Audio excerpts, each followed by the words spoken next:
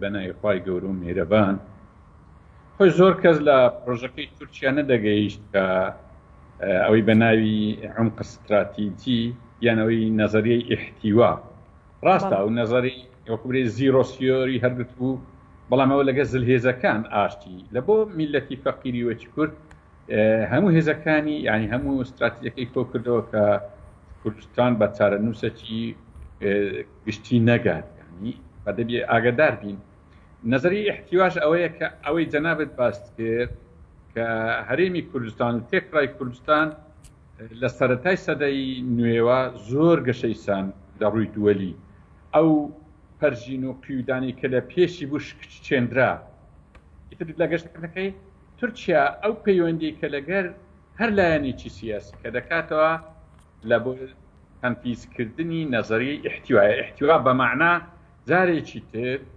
ئەو گەورەبوونەی کوردستان بهێنیتەوە ڕۆژهەڵاتی ناوەڕاست و لە باوشەی بکری و لە باوشەی خۆی ئیمرێنی ئیخنچێنی وازح دیارە یعنی قسەکە هەر بۆیەش ئێستا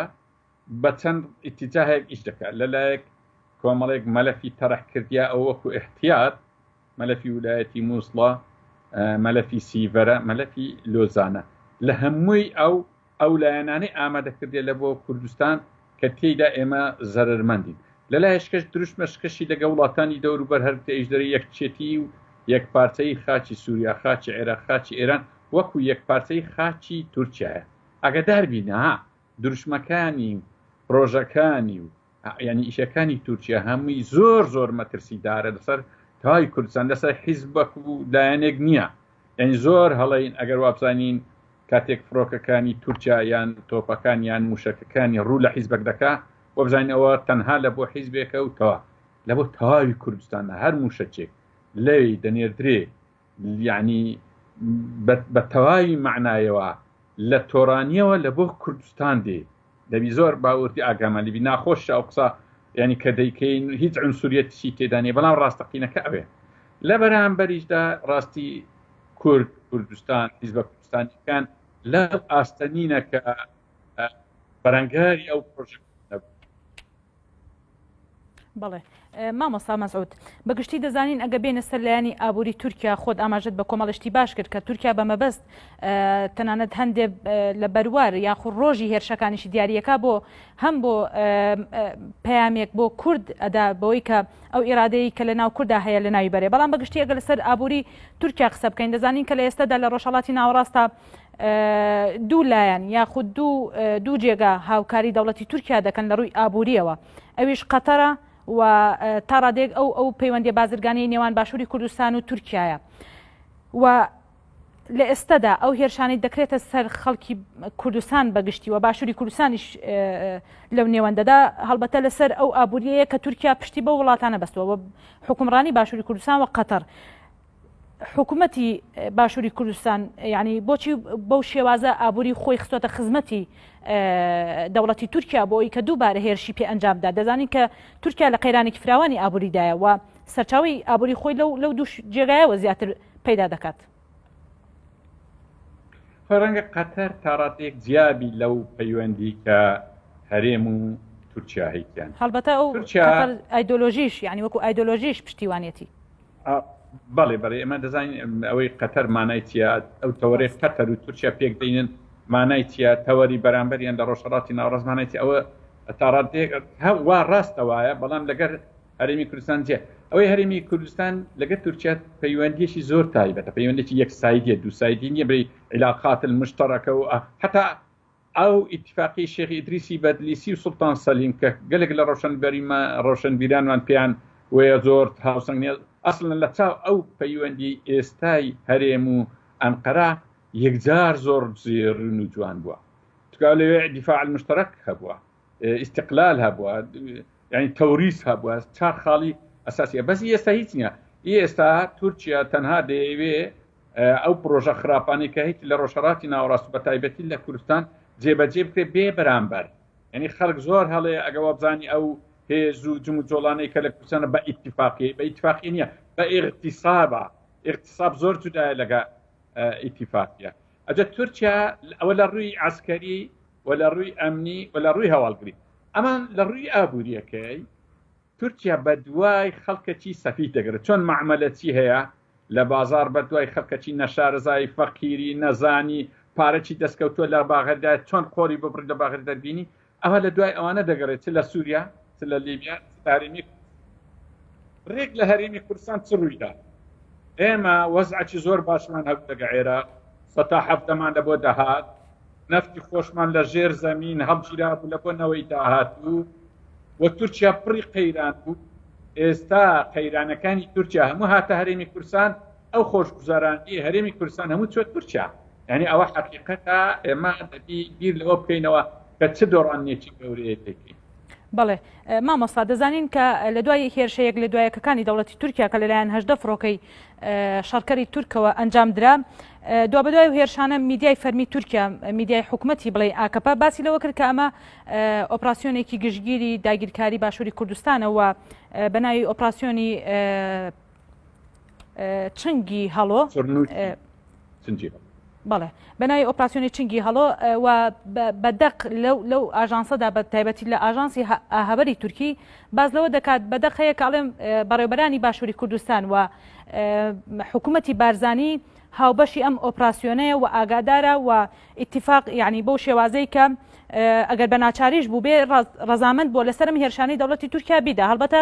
دەزانین کە ئەم هێرشانە بە بێدەنگی حکوومەتی عێراق و هەتا وڵاتانی تریش وەکو ئەمریکاش ئەم هێرشانە نەکراوە بەڵام لە ئێستادا پێم خۆشە لەسەر حکوومەتی هەرێمی کوردستان قسە بکەیت. ئەم جێم لێ بوو لەو بەرنامەی TRT عەرەبیەکەش باسی کرد گوتی عێراق هاوریکاری نەکردین بەڵام هەرێمی کوردستان هەتا ئەوەی جەنابەت باسی کرد بەڕاستیەوە زۆر ناخۆش بووم لەو کاتیەوە وەکو شۆڕ بووم تووشی چۆن عێراقە قبولی نەکرێت لەلایەک شتێکی تریش وەفدی تورکیا لەو پێش ئەو هێرشەی چووتە عێراق چەند پرۆژەیەکی گەورەی باس کردیا گوتی بەس ئێوە وەرن بەشداری بکەن ئێمە خەتەکی دەکەینەوە پێی دەبێت پرۆژەی ئاڤاکۆ بەبێ ئەوەی بە هەرێمی کوردستان دابڕۆ یعنی وەکوی تەجفیفی یان ئەوەی سەرچاوەداراییەکانی کوردستان وشک دەبی و لە قازانجی عێراق باشە عێراق ئەوەی نەکردووە وەدا ئەوەی عسکەریشی لێکردەوە گوتی ئێوە هێزەکانتان بین ئەمەش هێزەکانمان لەولایە لە بۆی هەرهەرێم نامینێ یعنی ئەو پرۆژانەیدا بەڵام عێراق باش بۆ نەیکردیا جا ئەوە ڕئیس جەمهورمان عێراقا وەزیر خارجیەمان ڕئیس جەمهورمان کوردە وەزیر خارجیەمان کورد نازانم بە هەر حاڵ ئەوە نەکرای ئێستا لە بۆ کوردستان لە بۆ وەزارەتی پێشمەرگە و حکوومەت بووە زەرور دەبتە عەیبە بۆ ئێمەی کورد بە تایبەتی باشوور ڕەتی تورکیا نەدەینەوە تورکیا دەرێ ئەوە بە هاریکاری ئەوانە